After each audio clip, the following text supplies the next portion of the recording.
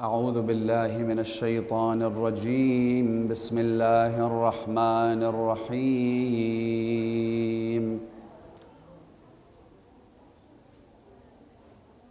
الحمد لله رب العالمين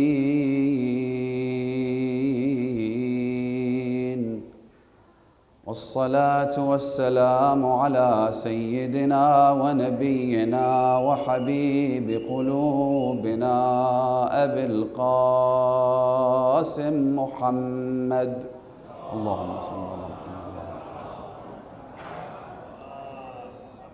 وعلى أهل بيته الطيبين الطاهرين المعصومين المكرمين الغرر الميامين سيما سيدنا وإمام زماننا وصاحب نعمتنا وولي أمرنا مهدي هذه الأمة وطاووس أهل الجنة الحجة ابن الحسن العسكري فداه أرواح العالمين بر محمد و آل محمد صلوات بلند بفرستید اللهم صل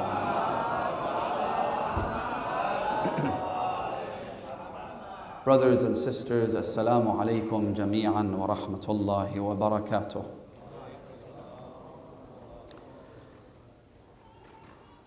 I'm sure that you've come across the question that says, what is the meaning of life? It's one of those perennial inquiries that philosophers, as well as those who follow divinely revealed religions, have always struggled with. What is the meaning of life? Why this and why that?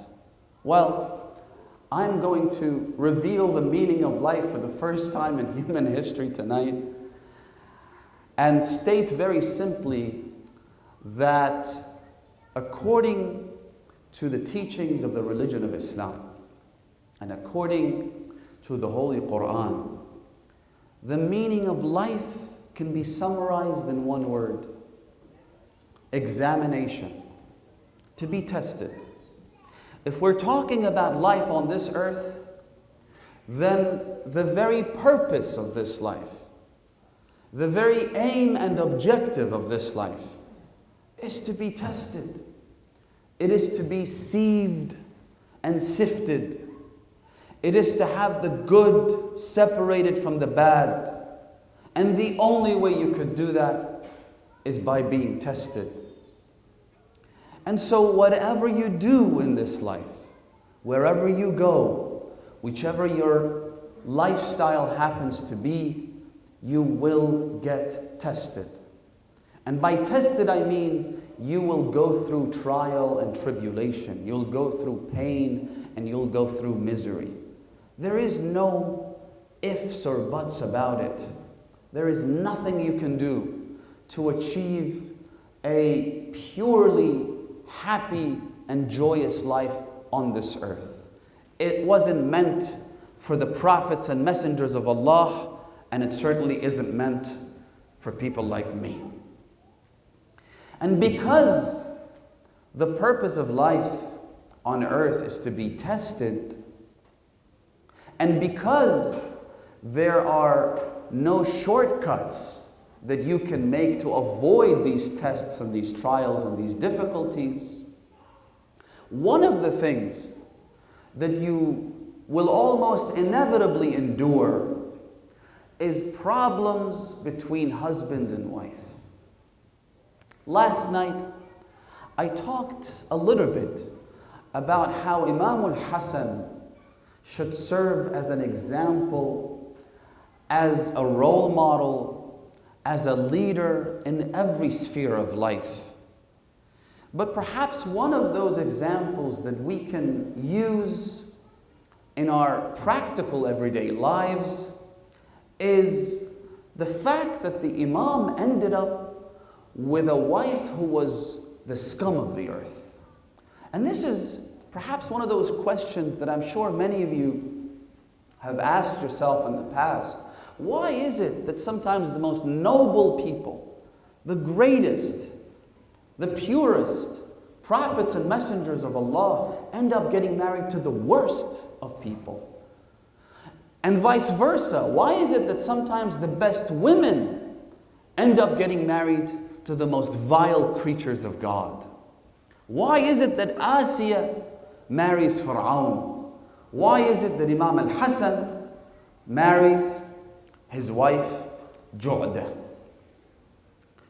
And the answer to that goes back to the point that I made earlier.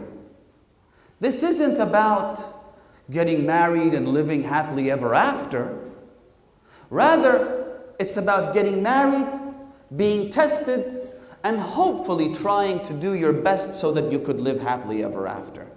So, not every marriage is doomed to fail. Just as not every marriage is going to be a runaway success. It's usually a combination of the two. But sometimes the best people marry the worst people so as to remind us that this life and the meaning of this life, it's about examination. It's about being tested. And it's about how you conduct yourself when you find yourself in a marriage that is not ideal. Now, let me make a quick disclaimer and say the following. Sometimes people find themselves in abusive relationships.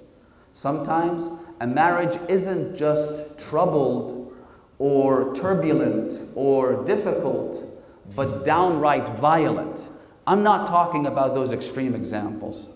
What I will talk about today, inshallah, to these wonderful brothers and sisters, all of whom are fasting and observing the rituals of the holy month of Ramadan, attending the banquet of the mercy of Allah subhanahu wa ta'ala, ready to receive His grace and His blessings, inshaAllah.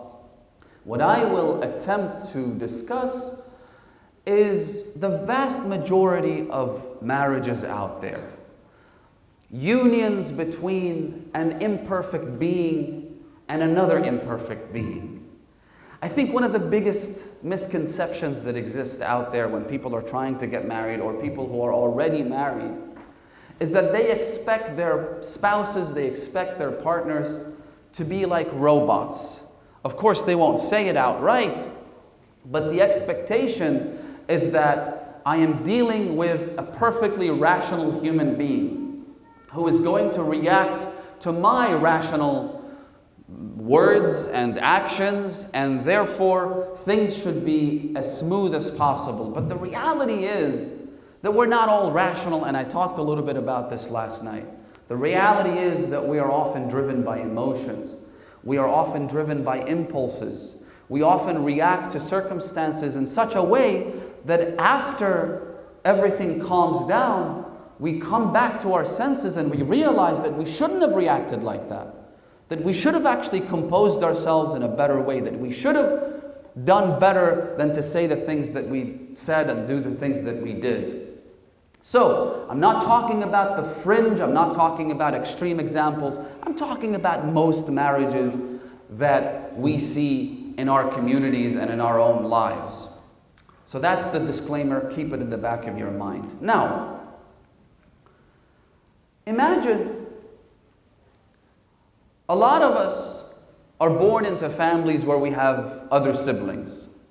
So imagine two brothers who share the same home, they share the same upbringing, they share the same parents, they share much of their genes. What they share is quite substantial, right? And yet, look at all the differences that exist between these two brothers. The differences in taste, the differences in moods, the differences in emotions, the differences in the way they conduct themselves. Their physical appearance, one is thin, another is overweight. One is shy, the other one is cheeky. One is overtly religious, the other is one who likes to keep things to themselves. and is an introvert. There are so many differences between two brothers, sometimes even a set of twins. So many differences between them, even though they share so much between the two of them.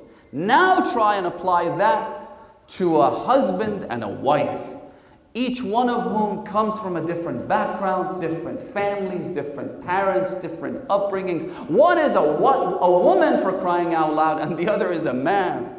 You expect there not to be any differences? The expectation that they should be compatible is the biggest myth in marriage. Get this out of your head, and a lot of the problems will be much easier to deal with.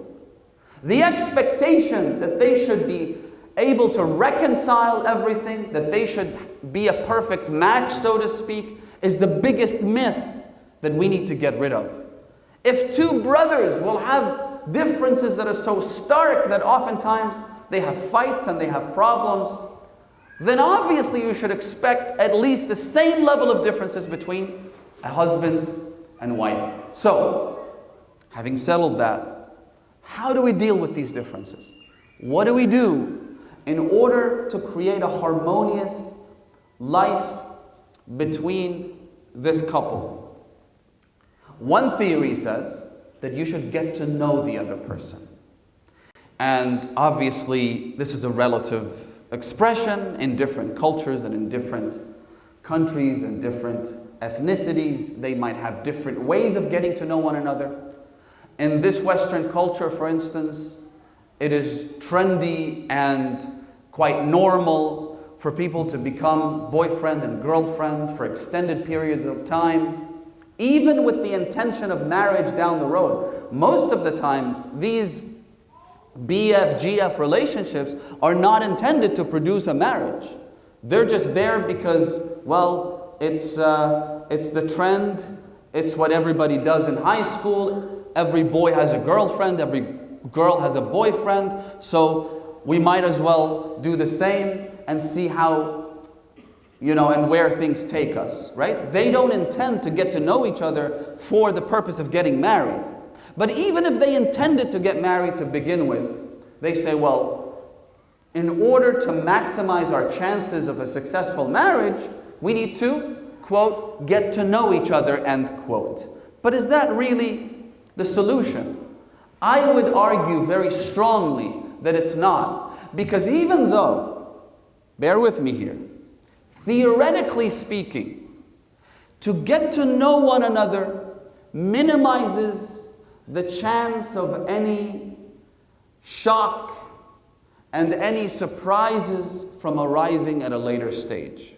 The more you know about each other, the less possible it will be for something to come up that you dislike and that you did not expect to come up down the road. So on a theoretical level, this makes sense. But in a practical, realistic scenario, that's hardly the case, is it? That's why the vast majority of marriages end up in divorce, even though all these measures have been taken.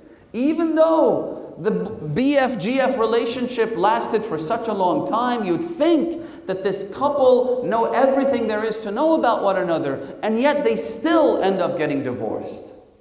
Why that is a different discussion. But the reality tells us, the reality challenges the notion that knowing each other minimizes the chance of irreconcilable differences. It's not the case.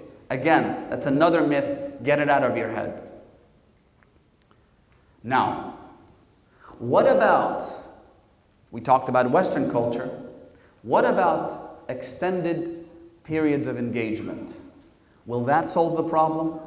Will that allow us to get to know each other so as to minimize any surprises later on and down the road? The answer is no.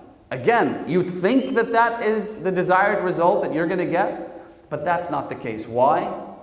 Because I would like to refer to the engagement period in general, whether extended or short. Engagement phases are the biggest deceptions ever. Who are you trying to fool? Are you kidding me? Who acts like themselves when they're engaged?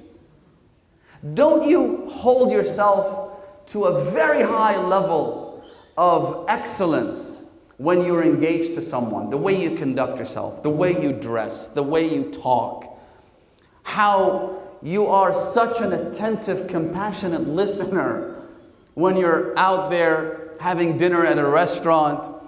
Whereas as soon as you get married and tie the knot, that's what they say, right? They say you want problems to start? Get married, right? As long as you're engaged, you do not reveal your true colors. And the same goes for your spouse. The same goes for your fiance.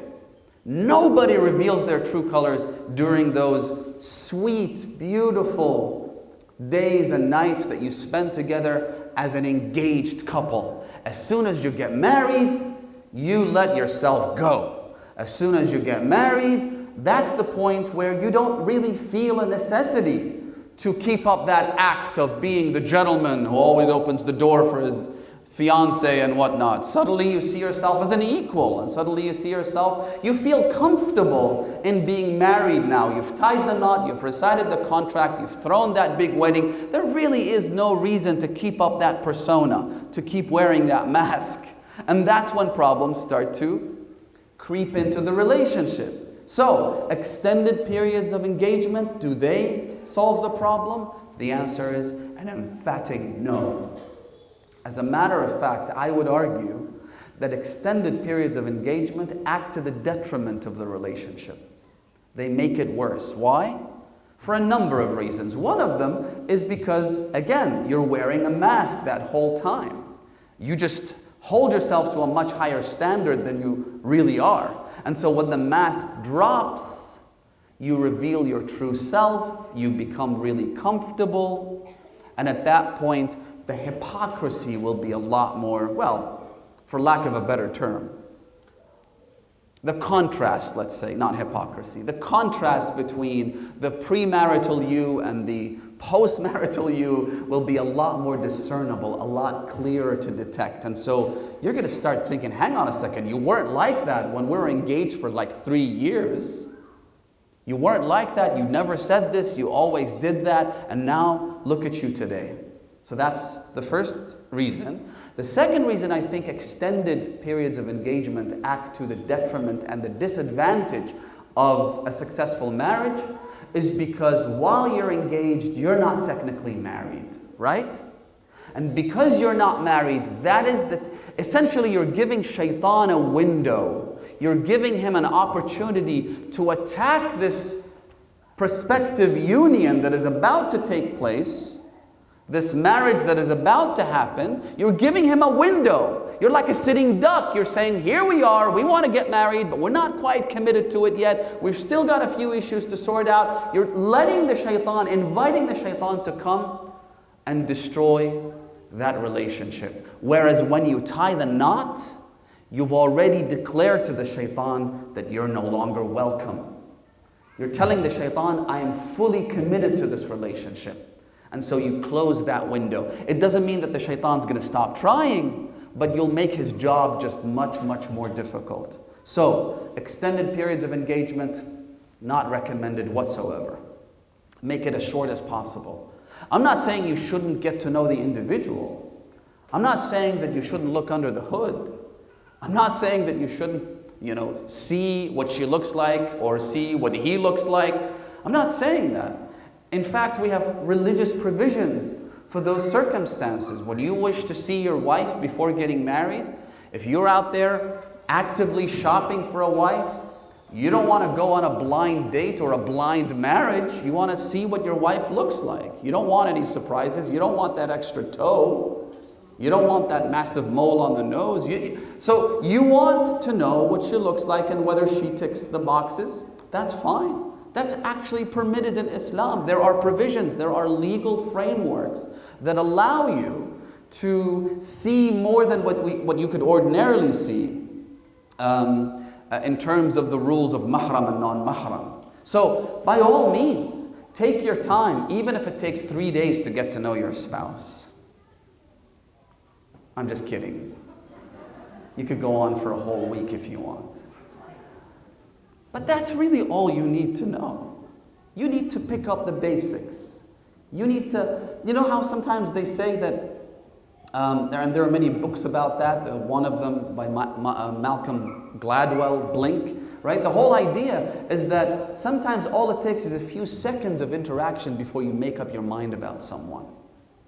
Right? That's really all it takes.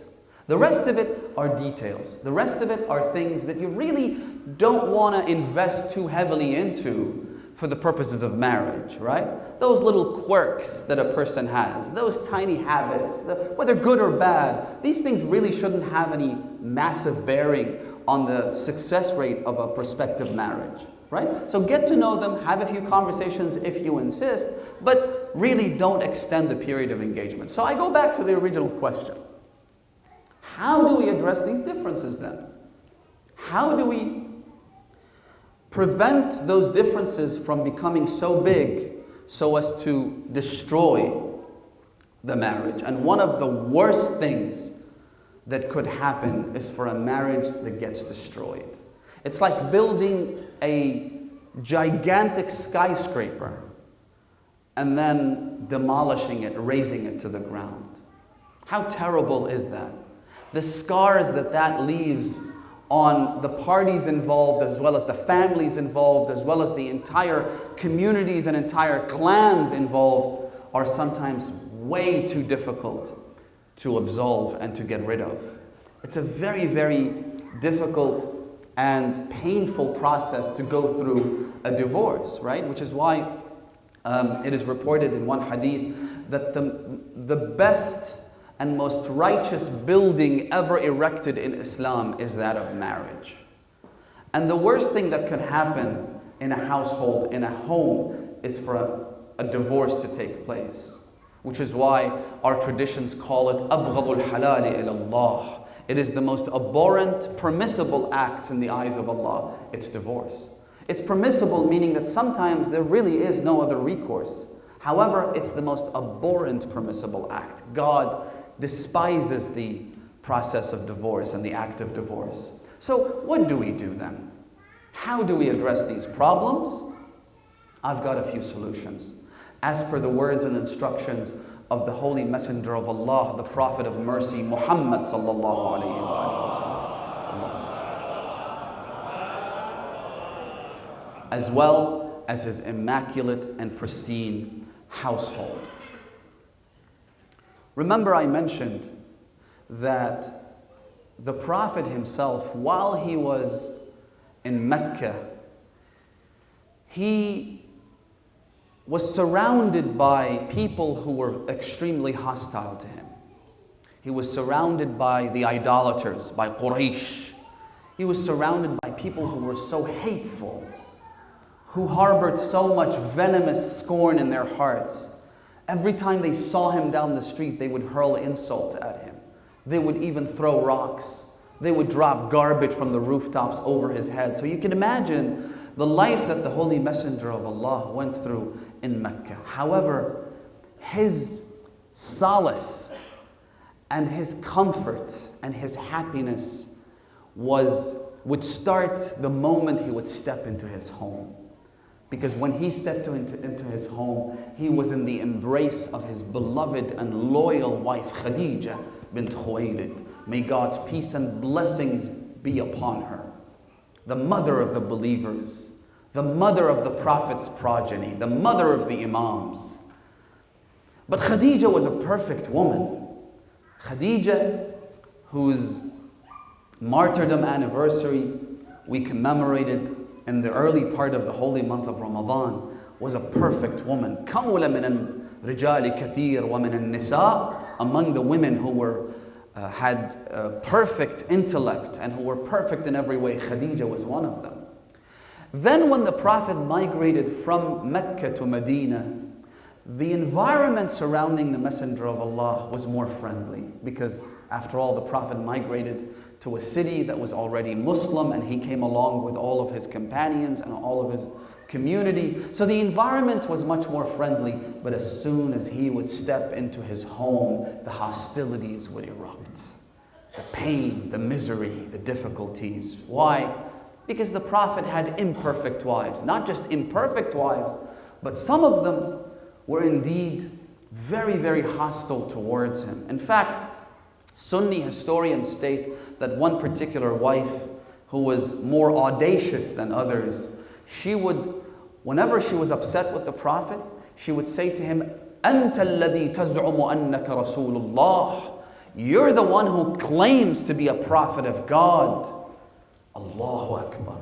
Imagine it's like you're a very religious man and your wife tells you, you claim to be religious?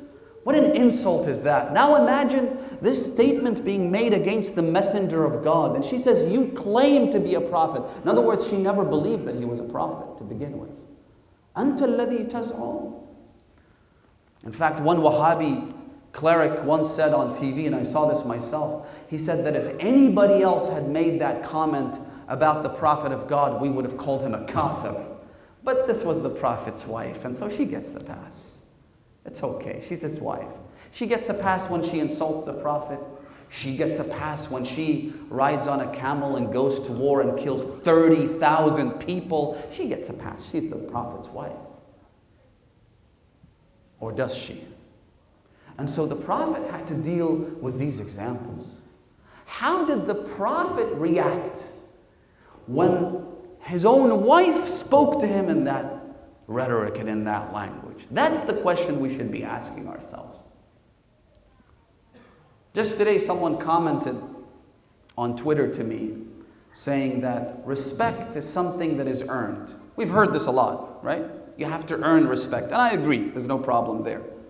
You can't expect to be treated with respect when you yourself don't treat others with respect. You have to earn it. Then the commentator said that you have to fight for respect if you're not granted it. And I thought to myself, well, that's not entirely accurate now, is it? You don't fight. In fact, this second statement contradicts the first. If you have to fight for it, then you're not earning it. If you have to fight for respect, then even if you get treated with respect, that's not respect, that's coerced respect. That's something people show you just because you're kind of an antagonist personality compels them to, right? So how did the Prophet react when it came to being insulted? Well, to answer that question, the commander of the faithful one day ascends the pulpit and he begins to deliver a sermon to men. Women, as far as I can tell, were not present in the mosque at that time. He was addressing men. And so, of course, when you're speaking, say there is a marital issue between a husband and wife, right? When you speak to the man, you speak with a different tone than when you speak to the woman. When you address the man, you tell him what his role and what his responsibility and what his duty is towards his wife. When you speak to the woman, you tell her what her duties are to the husband. Now the challenge I have is when I'm speaking in a public space like this, I have both men as well as women. And so I have to speak in such a way that addresses both genders. And that sometimes causes confusion. Sometimes the women might be upset. Oh, why are you talking to us in front of the men? Why are you telling us what we're supposed to do? And the same kind of attitude I see coming from the men's side. So it's a challenge. It's something that I have to deal with quite often. So just bear with me, humor me, inshallah, if you would. So the commander of the faithful ascends the pulpit and he says to the men who are in the mosque, he says to them that what you must do is treat them with what he called mudarat. Mudarat, brothers and sisters, again, take this and apply it across the board, not just in your marriage, but also in how you treat your brothers and sisters, how you treat your parents, how you treat your neighbors, how you treat everybody, as we mentioned last night in the lecture about Imam al-Hasan alayhi salam. Mudarat, the Imam says, is the key to happiness between husband and wife. What does mudarat mean? Again, coming from as a duty for a man towards his wife. Mudarat means to treat them with leniency. Mudarat means that if you see a mistake being made, just sweep it under the carpet. Mudarat means that if she gets angry and says something hurtful, just ignore it. Imagine it was never said. Mudarat means, and I'll give you a very practical example that you could refer to. Imagine if your wife was not healthy, if she had a terminal disease and she was dying, doctors had told her that she would die in a year's time. God forbid, God forbid. If she insulted you in that situation, would you be hurt? You wouldn't. Why? You're practicing mudarat. You're telling yourself, but that's okay. I mean, what she's going through right now, the pain, the misery, the difficulties. I could never understand what she is experiencing right now. So you put a block between yourself and your anger, right? The anger is still there, but you tell yourself that because of her circumstances, I have to treat her with leniency. I have to ignore the comment that she made. She doesn't really mean it. It's coming from the pain, right? The same goes for the husband. If a 2-year-old insulted you, as I said last night, you wouldn't get hurt because it's a 2-year-old. Why is it that when it's coming from a husband or wife, suddenly it's the biggest deal and the entire neighborhood has to learn that there was a fight in that house? So you treat them with mudarat. And then the Imam said that if you do that, فِي ذَلِكَ صَفْوُ الْعَيْشِ, therein lies the key to a happy life. Mudarat. So that's point number 1. Also, in addition to that, remember, point number 2, remember that when you treat your husband and wife in a kind and compassionate manner, even if you're faced with hostility and insults and hurtful comments, if you treat them with kindness, always remember that your contract is not towards that person, but between yourself and God. The commander of the faithful says, أَخَذْتُمُوهُنَّ بِأَمَانَاتِ اللَّهِ. When you marry your spouse, when you marry your wife, you are signing a contract with God. You are saying to God that I am taking this wife into my care, into my love, into my home, and looking after her for your sake, not for hers. And so if she gets grumpy, if she gets angry, if she pokes you to make you furious, remember that your contract is with God. Treat her, and I say to the sisters, treat him the way you want to be treated by Allah subhanahu wa ta'ala. Do we want to be treated by God with absolute justice? In other words, do we expect God to treat us in a manner whereby everything we do is held to account? Or do we want God to just forgive and forget? Do we want God to also take the high road, so to speak? Do we also want God to overlook our shortcomings or our mistakes? That's the whole point of the month of Ramadan. That's the whole point of the nights of Qadr, is to ask God for forgiveness and mercy for the mistakes that we have actually made. يَا مَنْ لَا يَأْخُذُ أَهْلَ الْأَرْضِ بِأَلْوَانِ الْعَذَابِ. There's a dua to be recited after prayer, in particular Salat al-Maghrib, if I'm not mistaken, which strengthens your memory's power, your ability to retain information. It's a beautiful dua. And part of it is this, يَا مَنْ لَا يَأْخُذُ أَهْلَ الْأَرْضِ بِأَلْوَانِ الْعَذَابِ يَا رَؤُوفْ يَا رَحِيمْ. Oh Allah, you could punish us for every mistake that we make, and we deserve that punishment. But you choose to overlook those mistakes. You choose to forgive and forget. Allahu Akbar. It is reported in one hadith that on the Day of Judgment, and inshallah we'll be talking more about these subjects as the nights of Qadr approach, the Holy Messenger of Allah says to God, he says to him, "Oh God, please look after my nation, those who followed me, those who obeyed my commandments and injunctions. Don't expose their mistakes and their sins in front of everyone. God, please don't reveal the hideous things that they committed in this world They hid it from other people in this world. Most of the time when we commit sins, we do so in private, we do so in secret. We don't want others to know about them. We don't want our parents, our husbands, our wives, our families to know about them. So the Prophet says, look at how merciful the Prophet was. He says, oh Allah, do not reveal the sins of my nation to everyone out here. The non-believers, adherents of other religion. How shameful is it that people who don't believe in the Prophet look at what the Muslims have done on the Day of Judgment. So Allah subhanahu wa ta'ala says to the messenger, He says to him, you're merciful. That's why you're saying these things, right? But I am more merciful than you are. I am more compassionate than you are. I will hide their sins and their mistakes even from you. Allahu Akbar. So we say, oh Allah, hide our sins, forgive our sins, forget our sins, right? When it comes to husband and wife relationships, let's also hide, forgive, forget, overlook. There's a hadith in which the Imam lists 40 soldiers, that's what the hadith refers to. Junudul ilm wa junudul jahl. This hadith could be the basis of 1,000 lectures, brothers and sisters. Unbelievably insightful and deep. 40 soldiers of intellect and 40 soldiers of ignorance.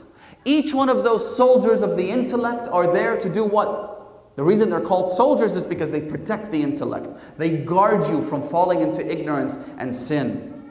And the 40 soldiers of ignorance, their job is to push you towards sin. Their job is to try and make you falter and fall into the traps of shaitan. One of the soldiers of ignorance is what? It's to reveal everything that you have in your heart towards another person. Al-mukashafa. Think about this for a moment. Min junud al-jahl al-mukashafa. Mukashafa is when you have a fight with someone and then you sit down and because you're in a fit of anger and rage, you tell them everything that you think about them. So all the things, all the files that you've archived, all the mistakes that they ever made, all the problems that you ever saw them commit, everything you know, because you're angry, you open up to them and you open the can of worms and tell them everything that you think of them. This is one of the soldiers of ignorance. Keep a limit. Keep a distance. Avoid opening up too much when you're angry, when you're in a fit of rage. Especially between husband and wife, because oftentimes there are things that are said that cannot be unsaid. There are things that once you cross that line, you can't go back. You'll never forget that your husband said such and such, or you'll never forget that your wife said such and such. Restrain yourself, restrain your anger. So, you have to treat them with leniency the way you expect Allah subhanahu wa ta'ala to treat you with leniency and forgiveness. If you see a mistake being committed, just ignore it. I'm not saying don't address the underlying issue. But when you say that we have to, because sometimes you ask people, what's the secret in a successful marriage? The most common answer, I in fact did a survey on my Twitter feed. The most common answer is what? Communication. But is it really communication? I want to challenge that notion. Sometimes it's a lack of communication. Sometimes it's you knowing when to sit quietly and not react. Communication basically means let's sit down, let's talk about this, let's address all of the problems. But most of those problems are not rational. Most of them are emotional. Most of them are based on misconceptions. And one of the best ways to just calm the heck down is to just refrain from responding to an insult with another insult. Just as Imam al-Hasan did with his sworn enemies. When Imam al-Hasan's coffin was being carried towards his resting place, in the tashiyah of the janazah of Imam al-Hasan, Marwan ibn al-Hakam, this filthy, monstrous, vile enemy of Imam al-Hasan, also walked in his funeral, and he said the forbearance, these are his words, he said the forbearance and patience of Hasan was bigger than a mountain. كان حلمه يوازي الجبال الراسيات. To have forbearance, to be halim. Halim is to be insulted and not react accordingly at least, or to react in a positive manner. That's Halim. Look at what the Imams had to go through. Abu Huraira, you've heard his name. Abu Huraira lived with the Prophet, in other words, saw the Prophet for a period of 8 months. Some have said 1 year and 8 months, right? And yet, he is the most referenced and most quoted person in Sahih al-Bukhari. First, it's Abu Huraira, then it's Aisha, and then all the way at the very bottom of the list is Fatima al-Zahra. There's like 8 hadiths narrated from her, right? But the first personality is Abu Huraira. قال Rasulullah this, قال Rasulullah that. One day, in fact, he went to the second Khalifa and he said, قال Rasulullah such and such. He made up a hadith as he did most of the time. So Umar said to him, hang on a second. من أين أتيت بهذا? Where did you come up with that hadith from? So he realized that he'd actually overreached, that it was too ridiculous to quote the Prophet. So he said, قال من جيبي. I took it out of my own pocket. So Umar took his scepter and he beat him up with it. He said, don't stop lying. So this Abu Huraira, in the time of the tenure of the Khilafah of Amir al-Mu'mineen, Imam Ali alayhi salam, he hated the Imam. The reason he hated him is because the second Khalifa, throughout the 17 years rather, that he was a Khalifa, he changed a lot of the rules. And one of the things that he did was he started giving money in unequal portions to different people. So the people of Badr would get 10,000 dirhams a month. The wives of the Prophet, incidentally, one of them happened to be his daughter, but let's not go there. The wives of the Prophet would get 18,000 dirhams a month. And the regular Joe would get like 1,000 dirhams. So he would give money in unequal proportions. When Amir al-Mu'mineen came to power, he said that if the money, إِن كَانَ الْمَالُ مَالِي لَقَسَّمْتُهُ بِالسَّوِيَّةِ, if the money was mine, I would have given it in equal portions. فَكَيْفَ وَالْمَالُ مَالُ اللَّهِ. And it's not even my own personal property. This is God's money. This belongs to God. I have no right to give preference to anyone over anyone. Nepotism or preferential treatment had no room in the rule of Ali ibn Abi Talib, the justice of Amir al-Mu'mineen. And so he treated everyone equally. Abu Huraira, like many others, didn't like that. People would tell them, hang on a second. Imam Ali's own brother Aqil came and asked him for a little bit more money because he was a father of many children. He had great responsibilities, and the Imam did to him what you all know what he did. Right? Remember when the Imam took out that iron, he heated it in the oven, and then he brought it close to Aqil. He almost burnt Aqil. He said, I cannot give you preferential treatment. So if Ali is not willing to treat his own brother with preference, how do you expect to be treated differently? But he wasn't convinced. So Abu Huraira would run around and he would curse Amir al-Mu'mineen. He would curse him. كَانَ يَسُبُّ عَلِيًّا. Allahu Akbar. One day, Abu Huraira came and he started shouting at the Imam and cursing him. So the Imam took from his own money, so his own portion from the government treasury, whatever it was, equal to every single person, he took that portion and he gave it to Abu Huraira, just to shut him up, to keep him quiet.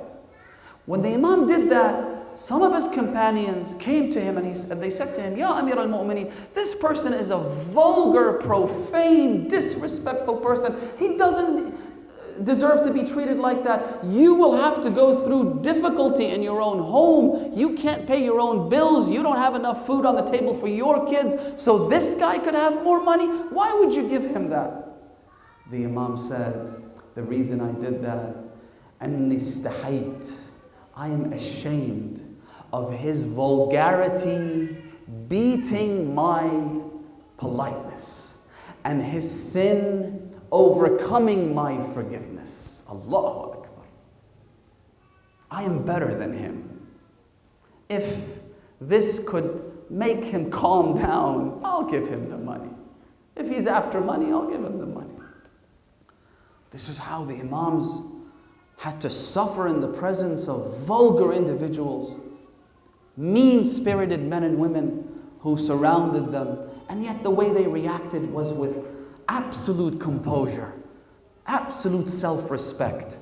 And like I said last night, you save yourself from so much heartache. In a marriage where you could respond to one insult by another insult, that could only have one outcome, and the outcome is escalation. Next thing you know, the wife goes back to her parents' house, the husband is outside the house, doesn't even have the mood to walk back into his own home. Why? Spare yourself all this pain, spare yourself all this difficulty by having more forbearance, more hilm. Now, so that's number 2. Remember that your contract is between yourself and Allah subhanahu wa ta'ala, not with this person. Treat them with respect. Treat them with kindness. The ahadith, I was going through some of the ahadith of the Holy Messenger of Allah and the Ahlul Bayt about women. It's absolutely mind-boggling. And it starts from respecting your own daughters, your own girls. In fact, one prophetic hadith says, خَيْرُ أَوْلَادِكُنْ, the best of your children are your daughters. Not your boys, not your sons, but the daughters. Look after them. One hadith says that if you bring joy to your daughter, it is like freeing a slave who is a descendant of Ismail, the Prophet of Allah. In other words, buy her a little gift, crack a joke, act like a child, bring joy to the life of your daughter. So the hadiths that we have start from how you're supposed to treat your daughter all the way to how you're supposed to treat your wife who is good and kind, and the wife who is unkind, who has issues and who has problems. And again, this goes both ways, as I said earlier, whether you're the man or the woman, right? The Prophet left this world, brothers and sisters, and as he was about to surrender his soul to its creator, he says to Amir al-Mu'mineen that Allah fin nisa, look after the women, take care of the women. Allah fil dha'ifain. There are 2 categories of people in this world who are weak, who find it more difficult to defend themselves. The first group is orphans. The second group, the Imam says, is women. Make sure you don't mistreat them. Make sure you don't hurt them. أَخَذْتُمُوهُنَّ بِأَمَانَاتِ اللَّهِ, as I said earlier. Right? So that's point number 3. Point number 2, Point number 3 is that roles have to be defined clearly, brothers and sisters. And very briefly, because we've run out of time, I'd like to focus on this issue. The the commander of the faithful was one day sitting when a beautiful woman walked past the gathering of Muslims who were there in the presence of Amir al-Mu'mineen. So this beautiful woman walks past. The hadith says, فَشْرَأَبَّتْ أَعْنَاقُهُمْ. All the men suddenly forgot all about Amir al-Mu'mineen and started chasing after the hot chick. They started looking at her. Again, that's just another example of how the Imams had to endure these vulgar people. You have Ali ibn Abi Talib in front of you, and you're looking at some woman who walked past because she happens to be beautiful or attractive. Allahu Akbar. So they looked at her, their necks, the hadith says their necks extended. Suddenly everyone became a giraffe, trying to catch every glimpse of that girl. So the Imam said something. The Imam said that the eyes of men are like hunters. They're always trying to catch a glimpse of that beautiful, attractive woman out there, right? And that is what makes men weak. In other words, one of the biggest weaknesses in men is their desire. One of the biggest deficiencies in every single one of us, no one is exempted from this. It may come in varying degrees, but everyone suffers from this, is our desire to see and ultimately hope for more than just seeing, right? So the Imam says, that is your weakness. Then he provides a solution. He says, so if you see an attractive woman, go back to your wife. This is a woman and so is that. In other words, the Imam is not trying to belittle women or their individuality or any of that sort of stuff.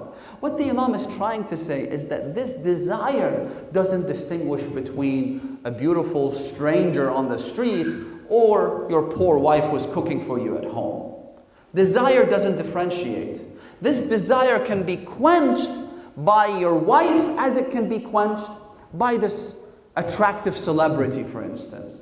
The problem is when men start gazing around, when men start looking for other attractive women out there, and this comes in the form of, women on the street, it comes in the form of people that you work with, your co-workers, your classmates, and it comes in the form of these billboards and these posters and TV programs and films, and it's all over the place, right?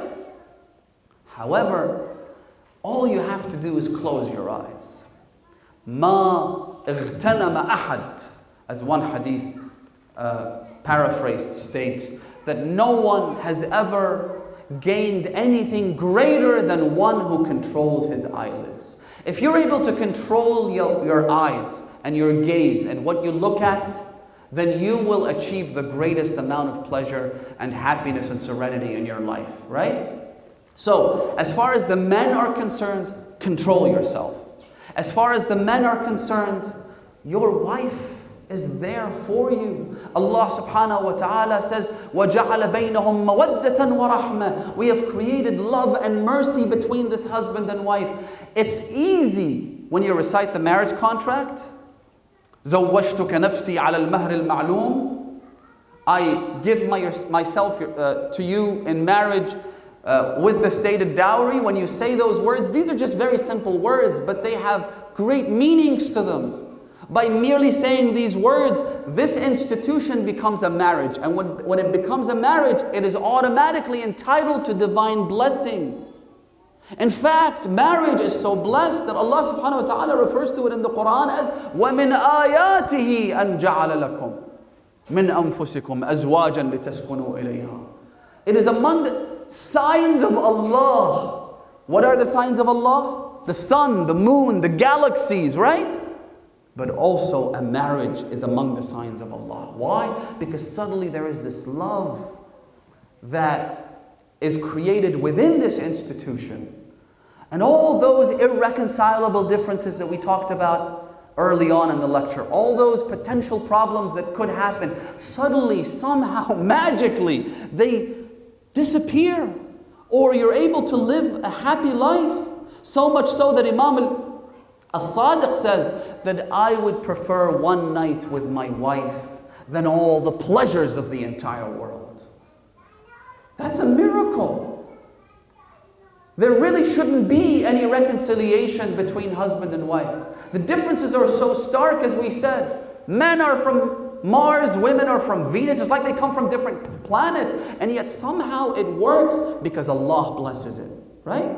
You have your wife. If you don't have a wife, get married. Instead of looking around, this won't quench your thirst. If only this will add fuel to the fire. If anything, this will make matters worse for you. Get married, settle down. Allah subhanahu wa ta'ala will bless you. So, as far as the men are concerned, guard yourself. Have taqwa. Be ashamed. Don't look around. What about the women? As far as the women are concerned, one of the rights of a man is that when his desire erupts, it is satisfied. I know some people might be uncomfortable hearing this, but one of the rights of a husband is tamkeen. And tamkeen means do not refuse your husband's gestures. When he wants to become intimate with you, let him be intimate with you. That is the whole point of marriage. The reason nikah is called nikah, and I'll try and be very discreet here, the word nikah means that one of the main points of this contract is that you become intimate, is that you enjoy and satisfy those desires that you have. Obviously, men's desires are different. Men's desires are provoked much more easily or much more frequently on average than women's. And so that's where the challenge lies. That's where the test lies for you, sisters. You might say, well, I'm not in the mood.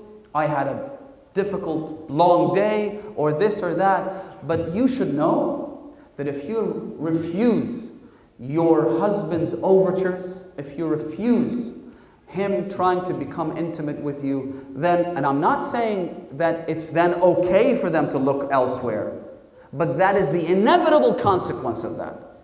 It's still not okay. They will still be held to account, but they will inevitably look elsewhere to try and satisfy that desire. If someone is hungry and you don't serve them food, they will look for food elsewhere. Whether it's good food or bad food, they will want food because they need to satisfy that need and that urge that is within them. If we have time, I'd like to add one more point. I'd like to read you a hadith which once again talks about the defined roles of husband and wife, but also how even those roles should be flexible, right? So, in the context of what I was just saying, if your wife is not in the mood, maybe give her a break. If your wife had a difficult day that day, maybe try and find alternative ways and try and win her heart.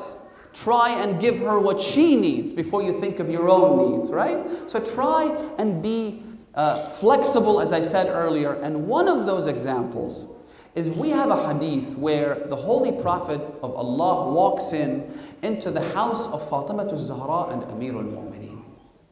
The hadith says that Fatima al-Zahra had a pot and she was cooking something over the furnace, over the fire.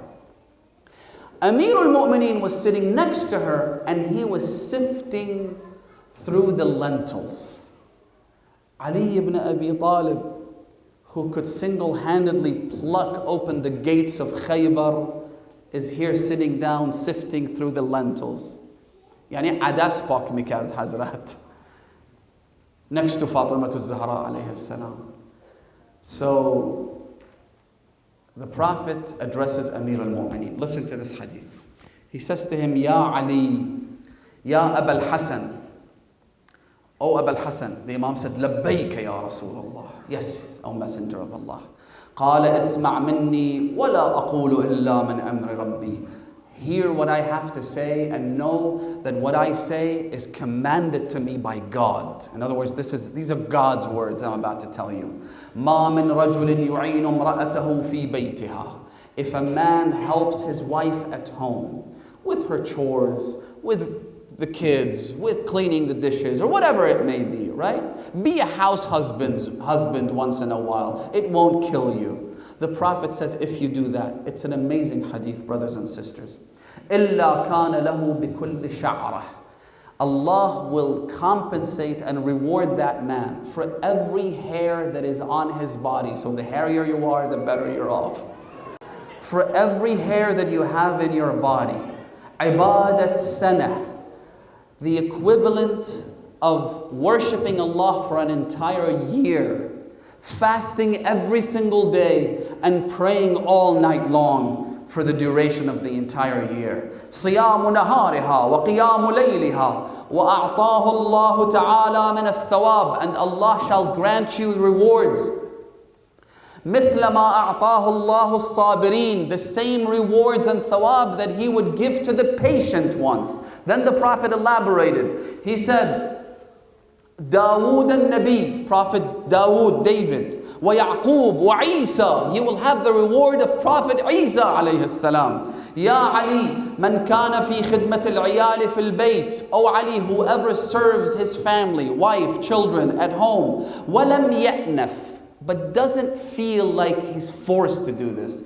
He's not repulsed by helping the family and the children and his wife at home. You do it wholeheartedly. If you're in it, then be in it and in a committed fashion. وَلَمْ يَأْنَفْ كَتَبَ اللَّهُ تَعَالَى. God shall write His name. اسمه في ديوان الشهداء, among the martyrs in the way of Allah. وَكَتَبَ لَهُ بِكُلِّ يَوْمٍ وَلَيْلَةٍ. And for every day and every night he does this, Allah shall give him بِكُلِّ قَدَمٍ, for every step he takes towards the service of his wife and children, ثواب حجة وعمرة, the reward of Hajj and Umrah. وأعطاه بكل عرق في جسده, and for every vein that has blood coursing through it in your body, Allah shall give you Madinatan fil Jannah, an entire city in paradise. How hard do we work in this world for a mortgage, to rent a home, to have a place with a roof over our heads in paradise?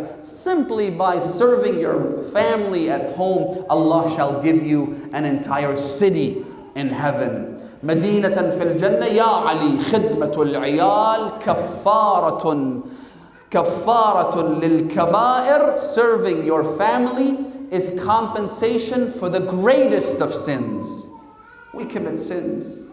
How do we compensate? How do we pay our debt back to Allah? By serving your family and your children. Kaffaratul lil kaba'ir wa tutfi'u ghadab ar-rabb, and it extinguishes the anger and wrath of Allah subhanahu wa ta'ala.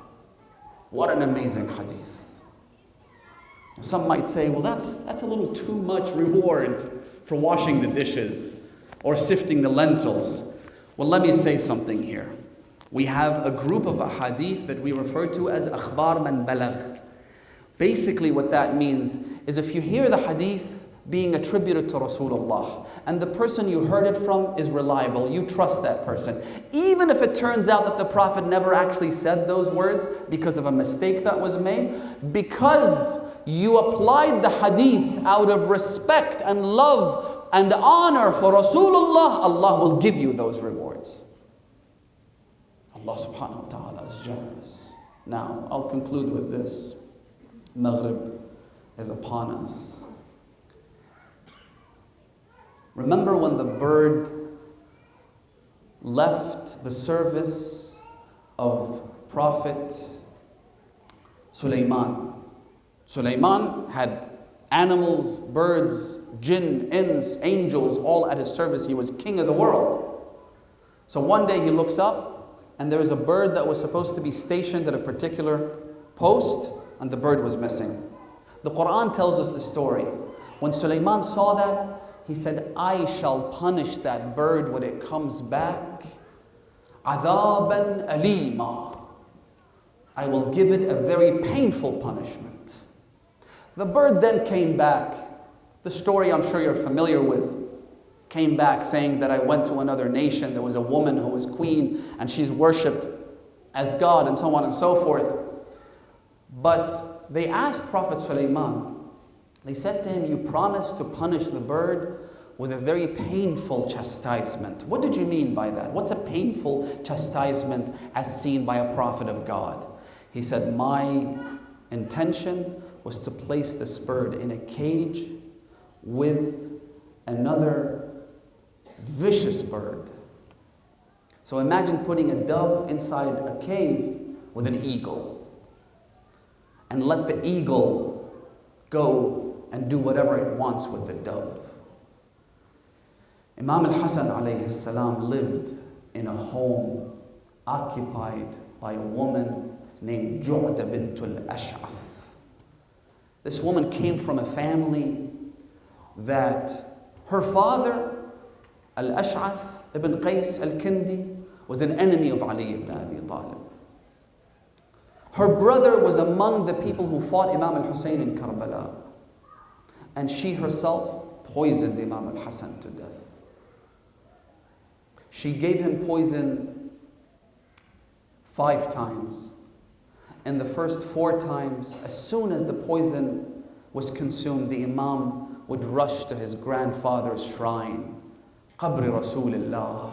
He would take his shirt off and place his chest against the cage, against the dharih of Rasulullah, and that would cure him. But on the 5th time, that poison was given to Ju'da by Muawiyah. Muawiyah purchased the poison for 100,000 golden coins. It was the kind of poison that no one could escape. As soon as the Imam, how did she administer the poison? The Imam was fasting. May myself be ransomed for you, Ya Aba Muhammad. He was fasting. He's about to break his fast. He asked his wife for a drink. She gave him a cup of milk which was filled with that poison. As soon as the Imam drank it, he felt his insides being torn apart.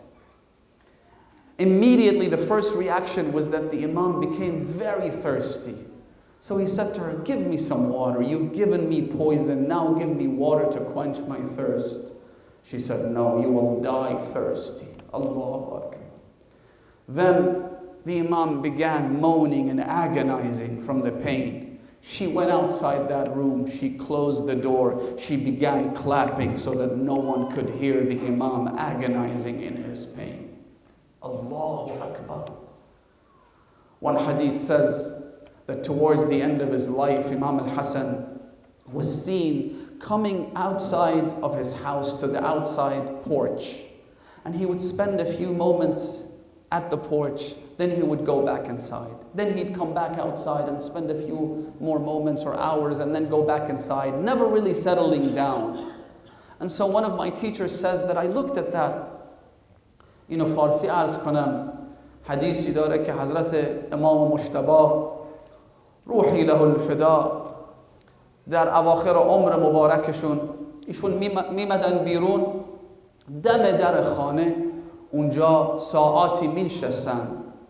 بعد از مدتی حضرت میرفتن داخل منزل، بازم چند ساعتی میگذشت، ایشان دوباره میمدن بیرون اونجا دوباره میشستن و همینطور هیچ وقت داخل خانه نبودن، هیچ وقت بیرون خانه نبودن، بینابین همینطوری منتقل میشدن. یکی از بزرگان از اساتید ما ایشون میگه من خیلی تأمل کردم در این حدیث که این معناش چیه؟ چرا آقا نه داخل خانه بودن نه بیرون خانه؟ میگه تا وقتی متوجه شدم که آقا نه داخل خانه آرامشی داشتند نه بیرون خانه، اما بیرون دشمنان و منافقین زیاد بودند، اما داخل خانه این جعده ملعونه بود.